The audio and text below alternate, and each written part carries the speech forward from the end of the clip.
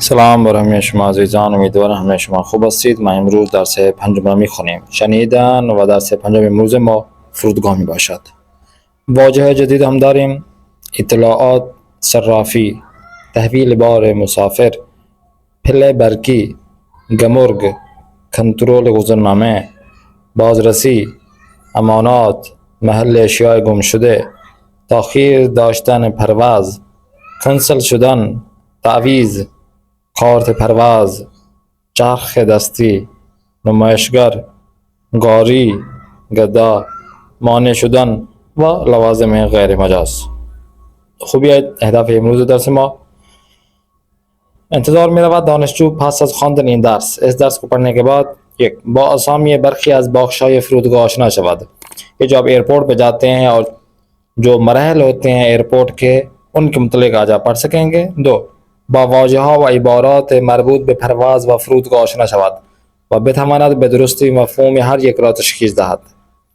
جب آپ فرودگاہ کے متعلق یعنی ایئرپورٹ کا متعلق پڑھیں گے تو اس میں جو عبارات آئیں گی، جو پرواز کا آنا، ایئرپورٹ پہ لینڈنگ کرنا اور جانا، یہ اس طرح کے جو مفہوم ہوں گے متن کے، وہ چیزوں سے آپ پہچان کر سکیں گے. اور آخر میں گفتگو اور بے شنواد و بتواند به درستی به پرسش‌های پس از آن پاسخ دهد.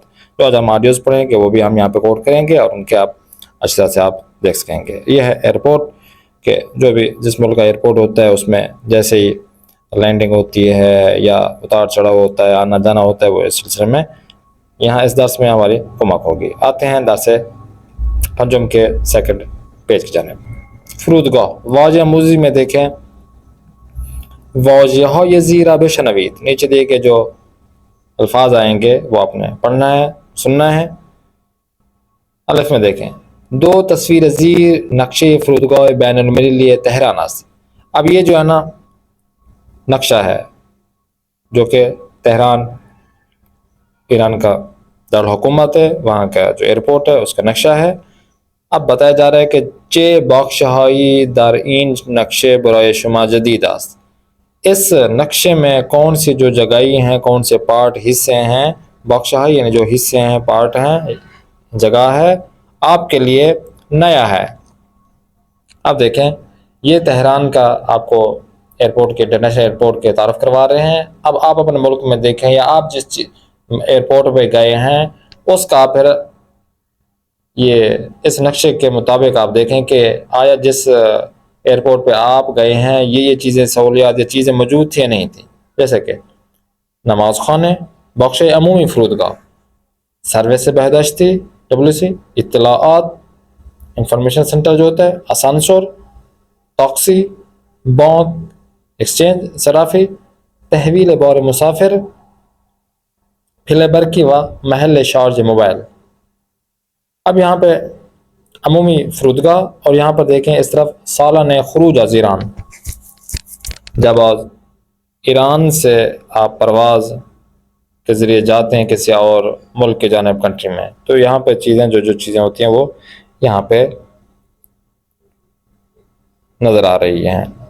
سالانہ خروج از ایران یہ جگہ ہیں اور نیچے سالانہ ورود بے ایران، جب آپ انٹرنیشنل ایئرپورٹ سے آپ تہران یعنی ایران میں داخل ہوتے ہیں تو اس طریقے سے آپ یہاں پہ داخل ہوتے ہیں اور یہ چیزیں اس میں ہوتی ہیں.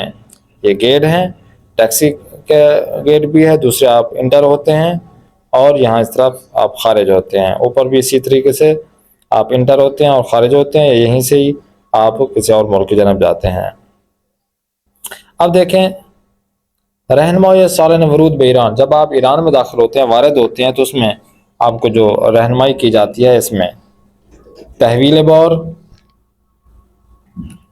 گمرگ کسٹم، محل اشیاء گم شدہ، پولیس، امانات. اور اگر آپ ایران سے خارج ہونا چاہتے ہیں کسی اور ملک کی جانب تو یہ چیزیں آپ کے سامنے آئیں گی، جس میں میز پذیرش بار، کنٹرول گذرنامے، محل کشیدن سیگار، بازرسی و گیٹ. یہ انٹر اور ایگزٹ کے جو مراحل ہوتے ہیں وہ آپ کو یہاں پر بتائے جا رہے ہیں. خوب، آتے ہیں نیکسٹ پیج کی جانب. درس پنجم میں دیکھیں تمرین اول. इन दो सतून व एक दिगर वासल कुनीत, ये जो टेबल हैं इनको एक दूसरे से आपने ऐड करना है। परवाज़ तख़ीर दारात, अब परवाज़ तख़ीर दारात इसको आपने सेलेक्ट करना है इस तरफ, तो कौन सा आएगा? हरफ थे, यानी हवा पैमा दीरधर परवाज़ में करना, आपको देर लगेगी और ये जो एयरपोर्ट पर जो एयरप्लेन है वो देर से जाएगा, तख़ीर है। इसी तरह परवाज़ कैंसिल शुदा, तावीज़ गेट, कारत परवाज़, चरख दस्ती, नुमाइशगार इत्तलात परवाज़ व ख़रीद सौगाती, इनको आपने ऐड करना है कि कौन सा आएगा। तो ये आपका होमवर्क हो गया। नेक्स्ट चलते हैं शनिद एक ऑडियो है, ऑडियो नंबर 1 आप सुनेंगे। उसमें जो उन्वान यह है कि अलिफ दर इदाम फंज फ्याम आज फेज फ्रूदगार ख़ैत शनीद, जब आप एयरपोर्ट पे होते हैं तो आवाज़ें आती हैं, तो 5 मैसेजेस हैं जो कि एयरपोर्ट पर यहाँ पे बताए जा रहे हैं, तो वो 5 जो मैसेज हैं वो आपने सुनना है। शुमार परवाज़ व मकसद हर परवाज़ रा दर जदवल ज़ीर बनवीसीद, ये जो एयरपोर्ट पर एयरप्लेन के नंबर होते हैं और कहाँ से कहाँ तक ये एयरप्लेन जाएगी वो आपने नीचे जो जदवल है वो आपने लिखना है, 1 2 3 4 5। जिस तरह शुमार परवाज़ है 755 हम फोरग, और ये बरए दरियाफ्त कार परवाज़ बे मीज़ पज़िरिश बाज शुमार 7 मुराजे गुनांत।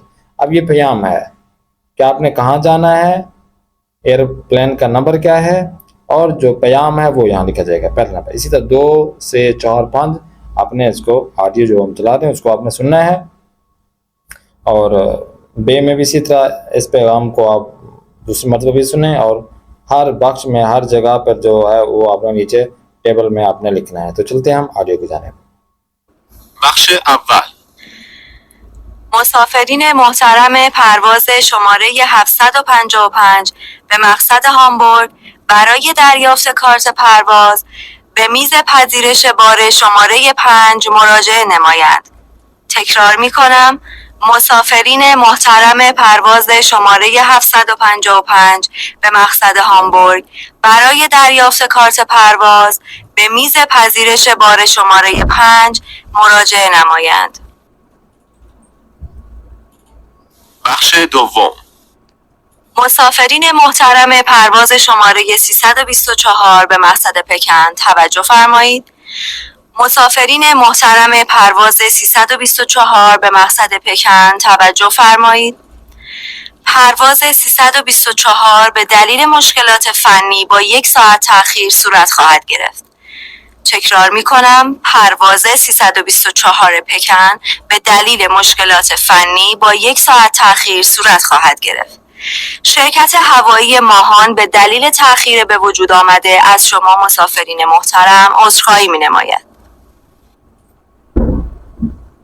بخش سوم، مسافرین محترم پرواز شماره 327 به مقصد پراگ برای بازرسی و سوار شدن به هواپیما به گیت شماره 8 مراجعه نمایند. تکرار می کنم، مسافرین محترم پرواز شماره 327 به مقصد پراگ برای بازرسی و سوار شدن به هواپیما به گیت شماره 8 مراجعه نمایند.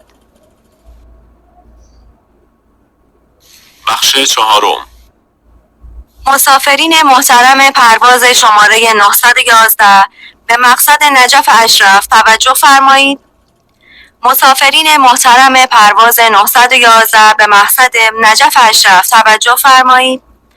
پرواز 911 نجف به دلیل مشکلات آب و هوایی کنسل شده. تکرار می کنم، پرواز 911 نجف اشرف به دلیل مشکلات آب و هوایی کنسل شده. لطفاً برای کسب اطلاعات بیشتر به دفتر اطلاعات فرودگاه مراجعه فرمایید. متشکرم. بخش پنجم، مسافرین محترم پرواز شماره 498 به مقصد استانبول توجه فرمایید. مسافرین محترم پرواز 498 به مقصد استانبول توجه فرمایید. پرواز 498 از گیت شماره 3 صورت نمیگیرد. تکرار می کنم، پرواز 498 از گیت شماره 3 صورت نمیگیرد. لطفاً برای بازرسی و سوار شدن به هواپیما به گیت شماره 9 مراجعه فرمایید. متشکرم. हाँ जी, आपने शुमारा एक जो शनीदन था आपने सुना है. आते हैं नेक्स्ट दरस पंजम में शनीदन 2.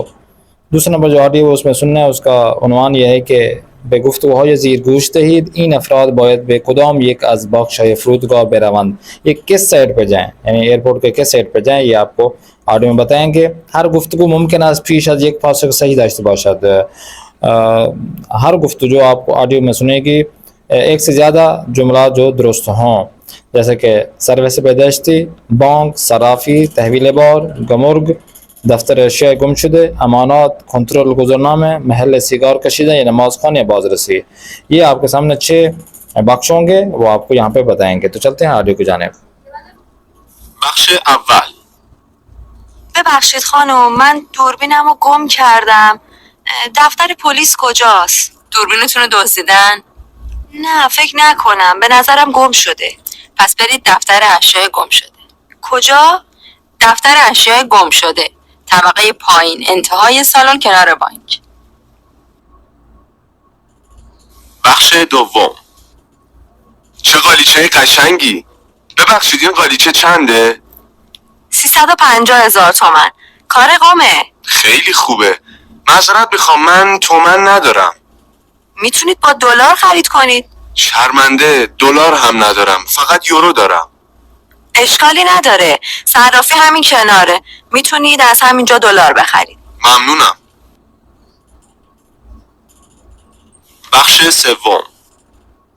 ببخشید نمازخونه کجاست؟ نمازخونه؟ همینجا پشت سرتونه. ممنون. میخوام وضو هم بگیرم.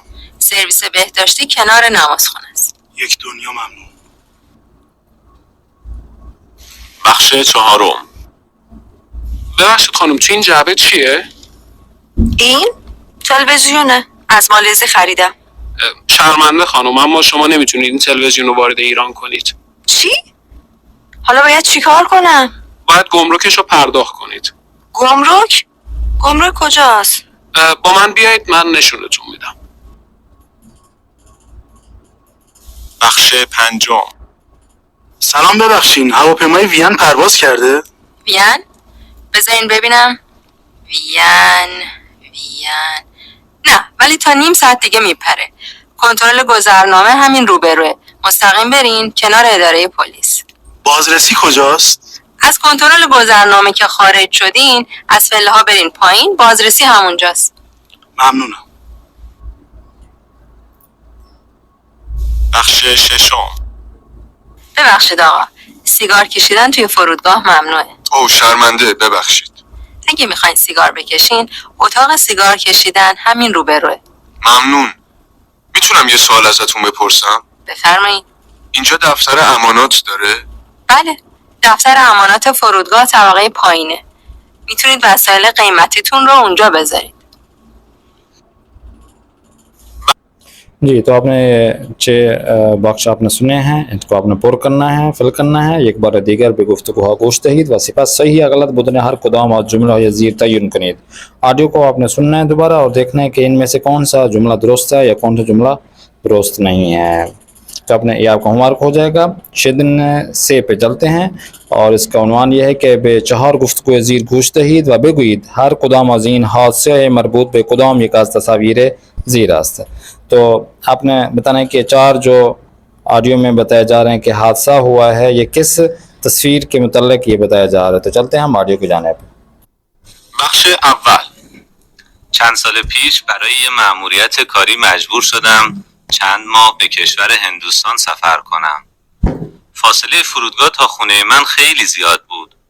برای همین به جای اینکه با تاکسی به فرودگاه برم، با ماشین شخصی خودم به فرودگاه رفتم. فرودگاه امام خمینی یه پارکینگ خیلی بزرگ داشت.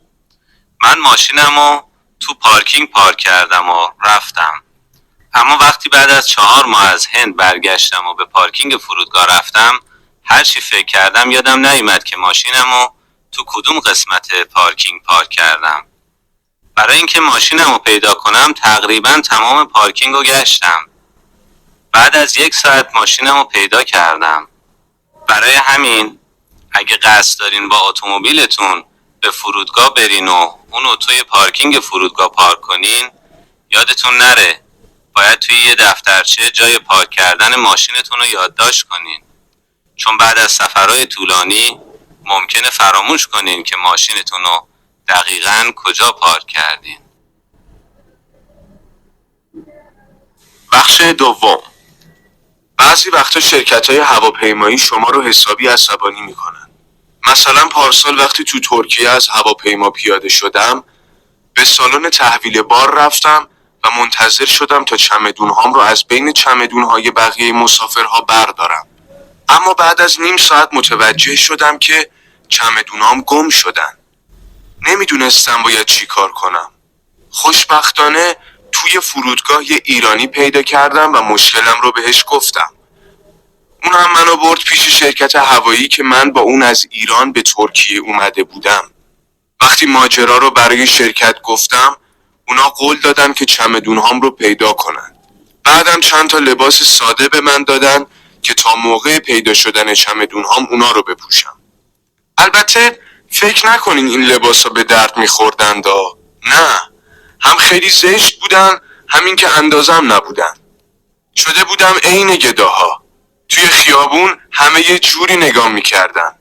توی اون چند روز کلی خجالت کشیدم. بعد از این اتفاق تصمیم گرفتم تا موقع بستن چمدونها چند تا از لباسام رو توی کیف دستیم بذارم تا اگر چمدونم گم شد بی لباس نمونم. بخش سوم. قبل از تحویل بار، 1 بار وسایل توی کیف دستیتون رو کنترل کنید. بعضی وقتا شما یه چیز ساده مثل چاقوی میوه خوری، ناخنگیر، فندک یا حتی عطر و اسپری تو کیف دستیتون دارین که به شما اجازه نمیدن اونها رو همراهتون به داخل هواپیما ببرین. یادمه که برادرم ازم خواسته بود تا از فرانسه براش یه اسپری خوشبو کننده بیارم. اما وقتی بارم رو تحویل دادم و به سالن بازرسی رفتم، متوجه شدم که اسپری برادرم توی کیف دستیم جا مونده و اون رو توی چمدونم نگذاشتم. وقتی که خواستم از بازرسی فرودگاه رد بشم، پلیس اسپری رو از من گرفت و اجازه نداد تا اون رو توی هواپیما ببرم. با اینکه این اسپری خیلی گرون بود، مجبور شدم اون رو توی فرودگاه پاریس بگذارم و به ایران برگردم. توی ایران وقتی برادرم رو دیدم خیلی خجالت کشیدم که نتونستم براش سوغاتی بیارم. به خاطر همینه که میگم قبل از تحویل بار کیف دستیتون رو کنترل کنین و لوازم غیر مجاز اونو توی چمدوناتون بذارین. بخش چهارم. گاهی برای مسافرت به یک کشور خیلی دور باید سوار 2 یا چند هواپیما بشید و هر تیکه از مسیر رو با یک شرکت هواپیمایی برید. فراموش نکنید درسته که پروازهای مستقیم یک کمی گرونتر هستن، اما از پروازهای غیر مستقیم خیلی راحت ترن. البته مشکل فقط راحتی سفرهای مستقیم نیست. چند سال پیش برای شرکت توی یک آزمون بین المللی باید به روسیه میرفتم. تصمیم گرفتم به جای اینکه با پرواز مستقیم برم و کلی پول بدم، اول برم ارمنستان و بعد از اونجا برم روسیه. اما مشکلی که پیش اومد این بود که پرواز ایران به ارمنستان تأخیر داشت. برای همین هم من به پرواز دومم نرسیدم و نهایتاً آزمون رو از دست دادم. هنوز به خاطر از دست دادن اون آزمون خودم رو سرزنش میکنم، ولی چی کار میشه کرد؟ شاید قسمت نبوده. خب आपने ऑडियो सुना شنیدن से देखें حرف ب में एक बार दीगर به گفتگوها گوش دهید و با توجه به آنها به سوالات زیر پاسخ دهید. इन सवालों का आपने जवाब देना है कि जो सवाल हैं 3 ऑप्शन में से एक ऑप्शन जो है ना आपने सेलेक्ट करना है. ये आपका होमवर्क हो जाएगा. इनको आपने सेलेक्ट करना है, आपका होमवर्क हो जाएगा. शुमारे 2 से 4 ये आपका होमवर्क हो जाएगा. आते हैं हम लास्ट तमरीन बयानी की जानब. ये में देखें मतन ज़ीरा बशनवीद و جاهای خالی را با واژه مناسب پر کنید. فکر کردم پیدا کنم دقیقاً مأموریت رفتم سفر کنم یادداشت کنین فرودگاه طولانی برگشتم خیلی دفترچه پارکنگ. اب دیکھیں یہ پورا یہ جملہ ہے جو آپ نے آڈیو سنی تھی، اس کے اندر یہ چیز موجود ہیں. آپ نے ان الفاظ کو اس پورے متن کے اندر یہ آپ نے ایڈجسٹ کرنا ہے، دیکھنا ہے کہ کون سا لفظ کون سی جگہ پر ہر جگہ پر آ رہا ہے. تو یہ آپ کا ہوم ورک ہو جائے گا. شمارے 2 میں بھی اسی طریقے سے اس آڈیو میں جو متن یہاں پہ ایڈ ہوا ہے، یہاں پہ بھی آپ نے اس آڈیو کو سننا ہے اور یہاں پر چیزیں جو خالی جگہ ہیں اس پہ ایڈ کرنا ہے. اور اسی طرح متن سیوم میں اس کو آپ نے سننا ہے اور اس میں آپ نے دیکھنا ہے کہ یہ الف میں آتا ہے، بے میں آتا ہے، کون سا پہلا جملہ آتا ہے اور کیا آتا ہے. تو یہ ان میں سے 6 میں سے جو پہلے آئے وہ آپ الف میں لکھ دیں، پھر با میں لکھ میں پہ، اسی ترتیب سے آپ نے ان چیزوں کو آپ نے لکھنا ہے. تو یہ آپ کا ہوم ورک ہو جائیں گے، اس کو آپ مکمل کریں.